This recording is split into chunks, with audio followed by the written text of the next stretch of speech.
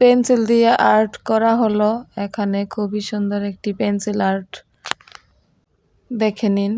এখানে আমি গোল বৃত্তাকার এঁকে নিলাম, তারপরে আমি স্কেলের সাহায্যে একটি দাগ কেটে নিলাম। এরপর আমি একটি বোতলের ক্যাপ দিয়ে একটি সূর্য এঁকে নিলাম।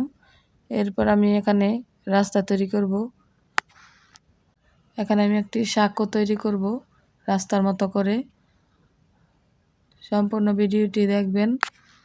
পিকচারটি কিন্তু খুবই সুন্দর, একদমই সহজ। পেন্সিল আর্ট করে এভাবে খুব তাড়াতাড়ি